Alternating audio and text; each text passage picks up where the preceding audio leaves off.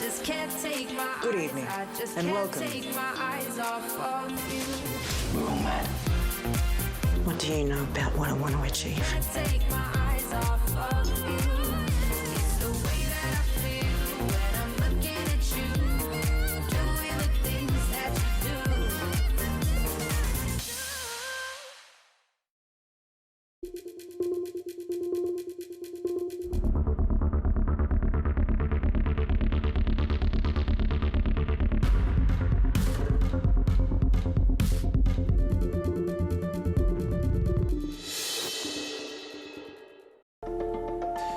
Good evening, it's Wednesday the 30th of December and here are our top stories. Britain approves another coronavirus vaccine, this one developed by Oxford University with plans to begin injections within days. 3 people test positive to COVID-19 in Victoria as Sydney experiences a surge in cases. China jails pro-democracy activists who fled Hong Kong by boat. And a landslide believed to have killed 15 people in remote Papua New Guinea. You're watching The World.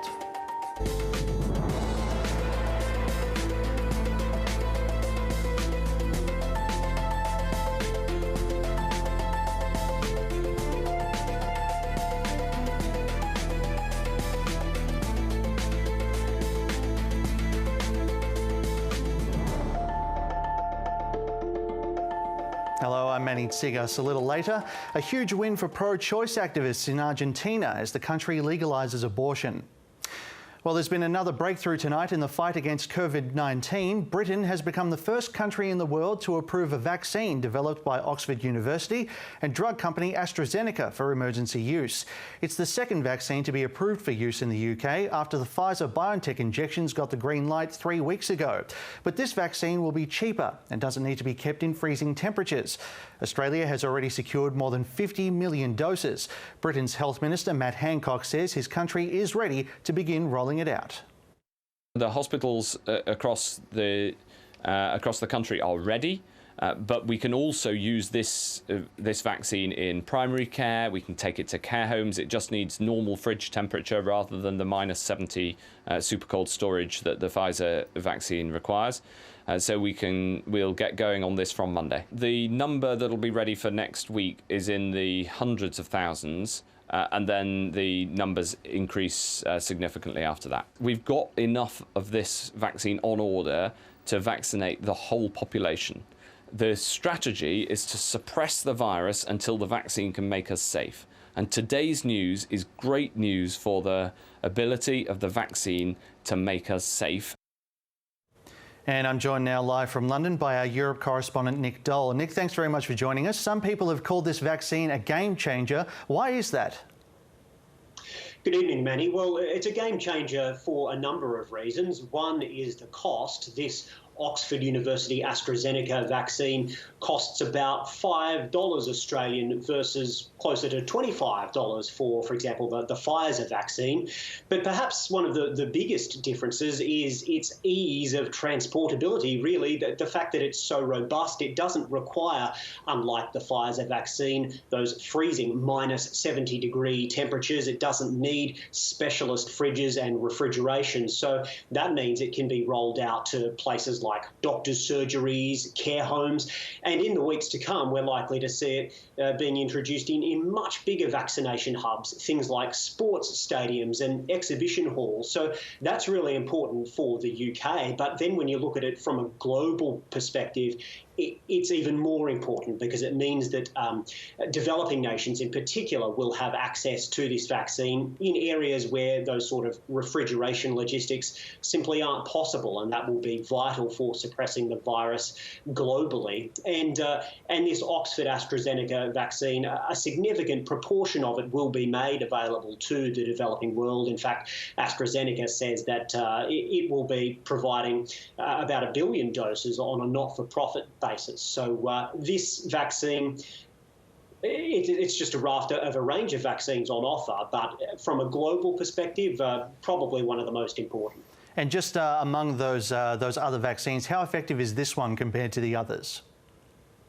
So the results, the peer-reviewed analysis of the results shows that this Oxford AstraZeneca vaccine is about 70% effective on average. Some information coming from the trials suggested that with certain dosages, it may be up to 90% effective, but it is 70% effective officially, safe and effective. Compared to some of the others, the Moderna and the Pfizer vaccines, they're closer to 94, 95% effective, but 70% is certainly still better than nothing. And when you consider the ease of rollout, it's really important. Another important fact about this is that it doesn't need a follow-up vaccine quite as soon as, for example, the Pfizer one. So under the Pfizer regime, you are meant to get a booster after 3 weeks. Regulators here say that you can get a Oxford vaccine booster about 12 weeks later. And that is really important because it means that more people here in the UK and around the world will be able to get their first dose of it sooner. And we know that after the first dose, there is a degree of protection offered. So that's really important. Now, the UK and London in particular is suffering through a surge in cases with hospitals under tremendous strain. Is the country ready to roll out this vaccine? Look, the government here says it's ready, and indeed some vaccination hubs are already in place. We're seeing mass vaccination programs already taking place in the hospitals here and in some GP surgeries and gradually getting into care homes. But this new Oxford vaccine will change things completely because it is so easily transportable. We're likely to see much larger venues used for this kind of thing. The government says that it'll be hundreds of thousands in the first week. What the government really would like to see, and what everyone would like to see, is millions of people being vaccinated every week. But at the moment, the infrastructure simply isn't in place. But the army and an army of volunteers as well is being prepared and trained to start giving these jabs over the next few weeks. Nick Dole, thanks very much. Thanks, mate. Meanwhile, Victoria has recorded 3 new COVID cases, bringing an end to its 2-month COVID-free streak. The new cases are believed to have been acquired locally and linked to the Sydney outbreak. Christian Silva reports. We can confirm that Victoria's 61-day run without a locally acquired COVID case has come to an end. The state government has confirmed that 3 people have tested positive. These people are located in the Melbourne suburbs of Mitcham, Hallam and Mentone. The government says that these people obviously are self-isolating at the moment and will be retested. Now, close contacts of these cases have also been ordered to self-isolate. Just confirming that none of these cases are linked to hotel quarantine. It is believed that they're linked to the outbreaks in Sydney. All of this comes on the same day that the Victorian government extended its hard border closures to certain parts of New South Wales. So today, the government said that anyone who'd been in the Wollongong or Blue Mountains areas in the last few days has until midnight tomorrow to get back into Victoria, or the borders will close. To New South Wales now, and Sydney-siders are being hit with more restrictions after a surge in coronavirus cases outside the Northern Beaches cluster. The city's inner west is on high alert as health authorities scramble to find the source of a fresh outbreak. Ashley Raper reports. The Premier warned Sydney to be on alert. Now there's calls for alarm. We've seen the proliferation of cases outside the Northern Beaches overnight. And that includes the emergence of a new cluster involving an extended family celebrating over the Christmas period. It originated in Croydon and there are 6 cases so far.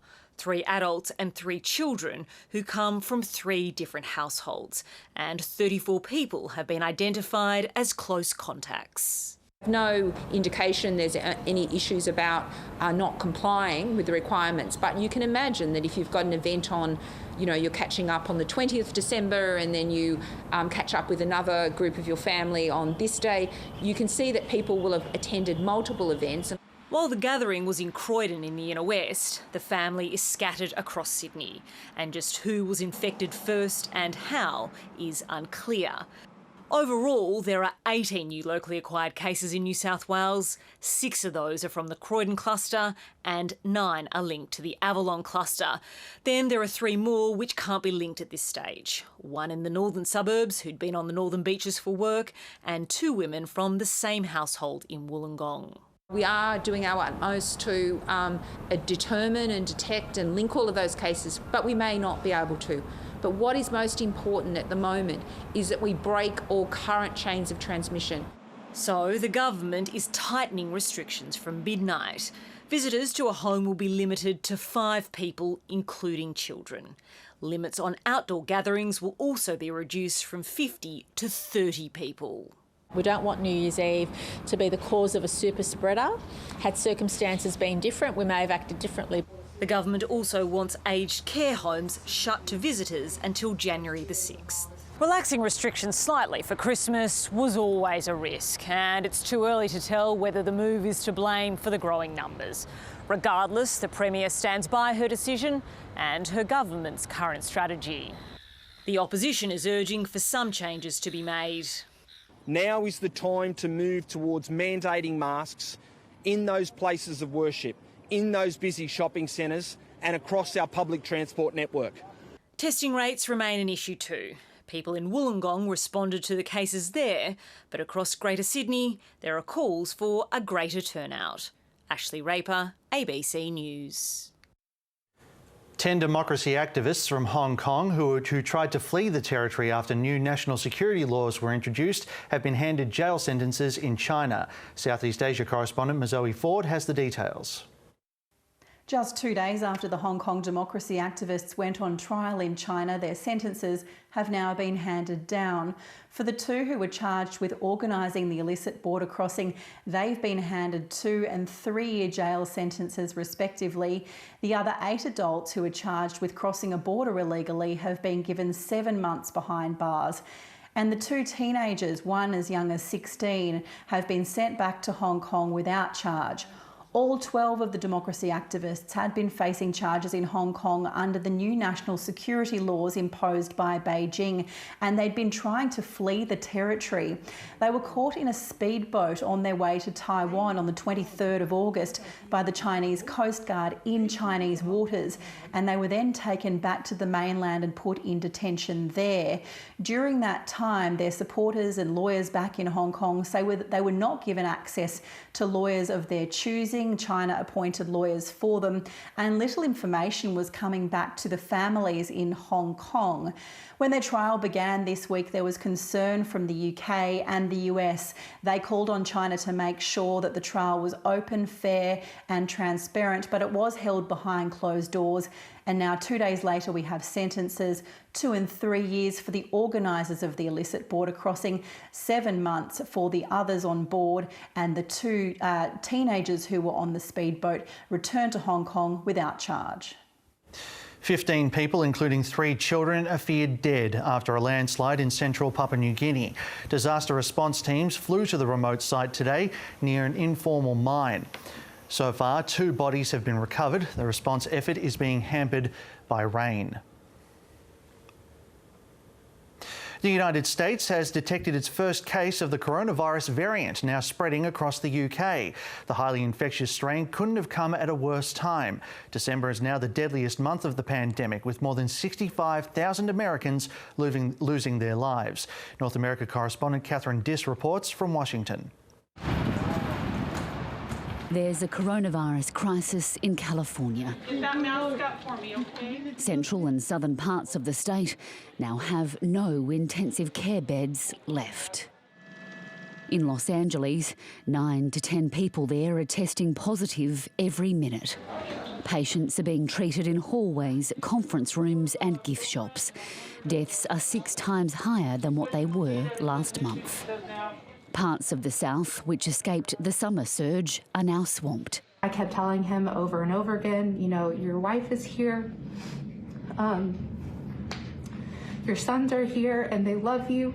Tennessee is recording the highest number of cases per capita. I was the one that was holding his hand while he died and not his family. One of America's vital lines of defence, the coronavirus vaccine continues to be rolled out, but scepticism within the general population remains. Donald Trump is yet to get it, but is being urged to do so to bolster confidence. The incoming administration's wasting no time. Okay, let's do it. A week after Joe Biden got the injection, his second in command fronted up. It's literally about saving lives.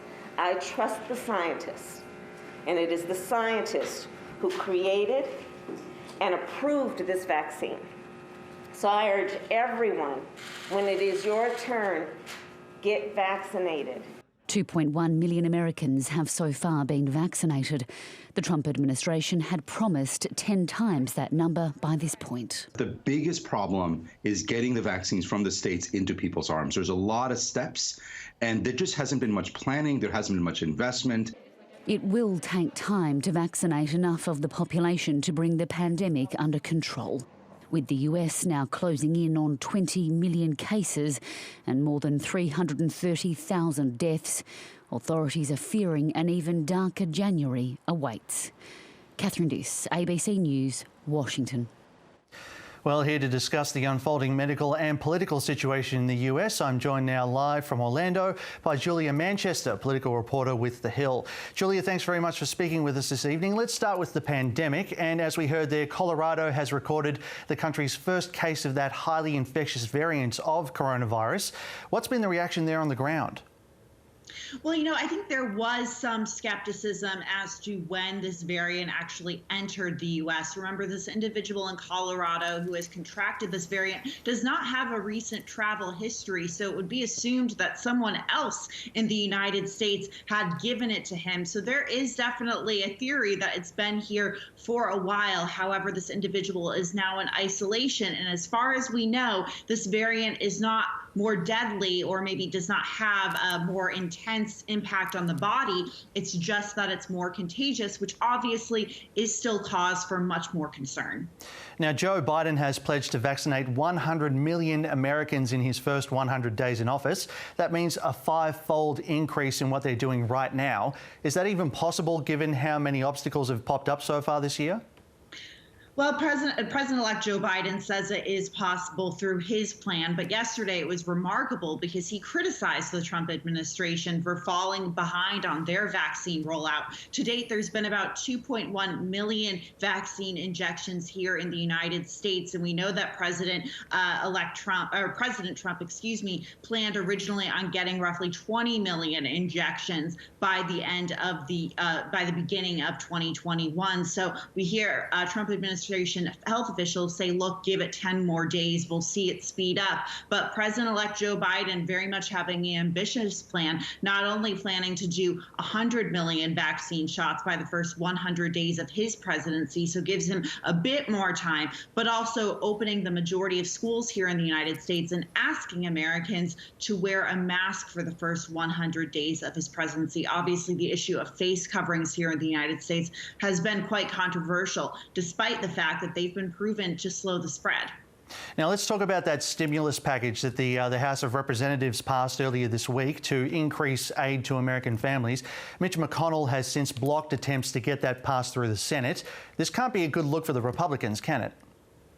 It's not a good look for the Republicans, and it actually makes the Republican Party look fractured. We know that President Trump's Treasury Secretary Steve Mnuchin a couple of weeks ago was very much involved in those negotiations on that stimulus package, the relief bill, and getting those stimulus checks out. However, once the agreement was originally reached at $600, we saw that President Trump did an about-face and actually criticized the bill for not being $2,000 and actually aligned himself with Democrats and progressives on Capitol Hill. So you now have a number of Republicans, Marco Rubio, the senator here from Florida. You have Kelly Loeffler and David Perdue, those two senators from Georgia who are up for re-election in those two Senate runoffs in just a week here in the United States, now siding with the president. However, Mitch McConnell very much trying to walk a very fine line, not wanting to vote up or down on a $2,000 stimulus check increase, but rather having it included in a package, which would also include more regulations on tech companies companies here in the United States, in addition to kind of fueling those investigations into the 2020 presidential election. Now, meanwhile, Mr. Biden is accusing the Trump administration of undermining his transition to the White House. That includes withholding information on what's being called the worst cyber attack in US history. How has the US responded to that? Well, we know that this issue between the president-elect and the sitting president of the United States is obviously of grave concern because, obviously this is a very difficult time for the United States. We're in the middle of a global pandemic and economic downturn. On top of this massive cyber breach, which is very concerning from assumingly a foreign adversary. So it's concerning, I think, to a lot of Americans that there isn't more coordination between the Biden and Trump teams. But right now, we do, know that the Pentagon and the Defense Department is very much on and investigating this breach. But the fact that it took place during a presidential transition, I think, is concerning because it's during a very weak time in the United States. This is why presidential transitions are very important here in the U.S. It's supposed to be a peaceful transfer of power. It's supposed to show that despite these two political adversaries, in a campaign setting, they're coming together during this peaceful transition of power. But we really haven't seen that happen during this transition period. So it's not a good look for the U.S. And just finally, Julia, Inauguration Day is just around the corner now. Between the ongoing pandemic and Donald Trump's refusal to even concede the election, do we have any idea what that ceremony is going to look like?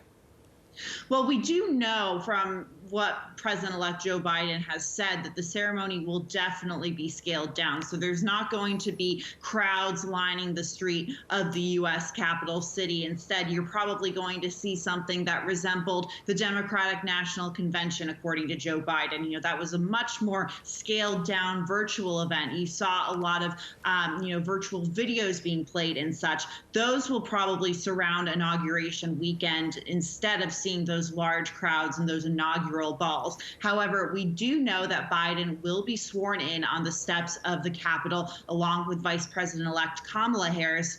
We just don't know if President Trump will attend, which is traditional for the outgoing president. Let's see what else 2021 has in store for us. Julia Manchester, thanks very much for speaking with us. Thanks, Manny. Happy New Year. Argentina has become the first major country in Latin America to legalise abortion after a historic vote in the Senate. The bill passed with 38 in favour, 29 against and 1 abstention. It comes after decades of opposition from the Catholic Church and pro-life campaigners. Randolph Nogel reports. A chorus of women speaking with one voice, urging their government to pass a landmark abortion bill. In recent days, the streets of Buenos Aires have seen a sea of green, the color that has come to symbolize not only the pro-choice campaign, but women's rights more broadly. It's a historic day for me. This is a day we owe to a lot of women who lost their lives to have legal, safe access to abortion. Argentina's women's rights movement has demanded legal abortion for decades. Until now, there have been only 2 exceptions: rape and if the mother's life is in danger.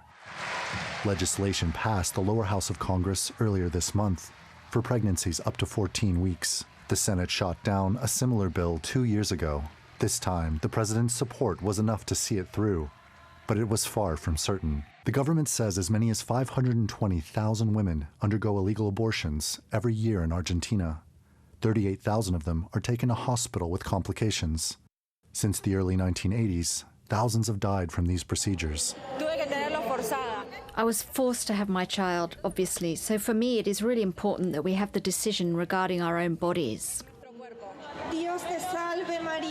The legislation had faced fierce opposition from the region's long dominant Catholic Church and its fast-growing evangelical Protestant movement. I am not going to teach that killing a baby who has no voice is a right. Argentina's pro-choice victory could create movement on the issue throughout the entire region. Randolph Nogel, ABC News.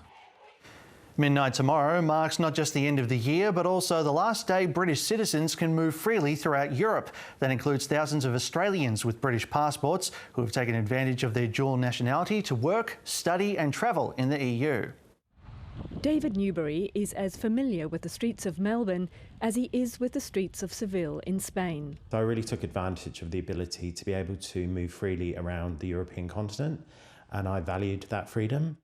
He spent a few decades working, travelling and studying in Europe because his British passport gave him access to the European Union's single market. Which was exactly the same as having a French passport, a German, a Polish passport.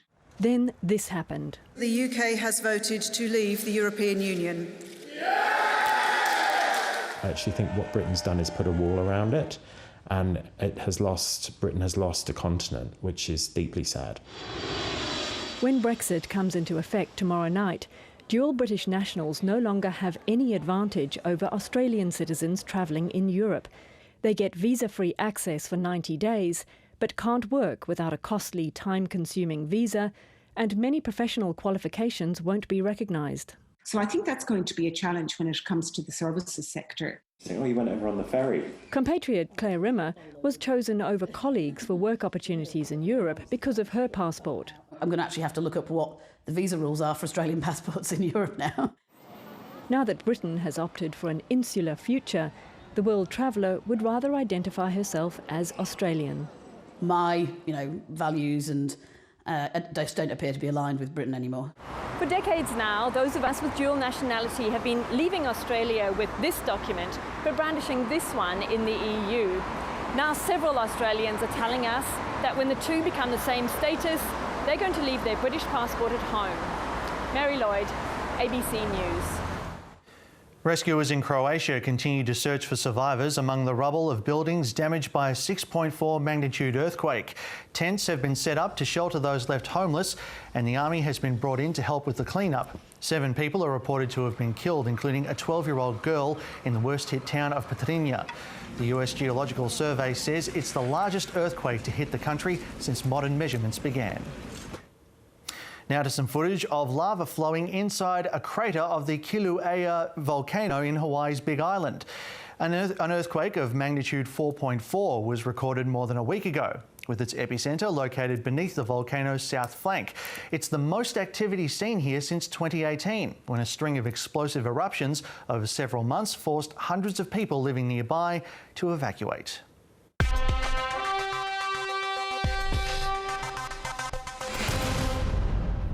Time for What in the World now, and in New York's Times Square, they've been doing some serious testing of confetti. 4, 3, 2, 1, Happy New Year! That was just a practice run for the actual New Year's countdown. The annual confetti test is to ensure the airworthiness of the colourful bits of tissue. It's usually enjoyed by many, but this year, due to the pandemic, the crowd was small. Not such a bad thing, according to organisers. I've been doing this for 26 years. This is the best test we ever had. The confetti is still flying.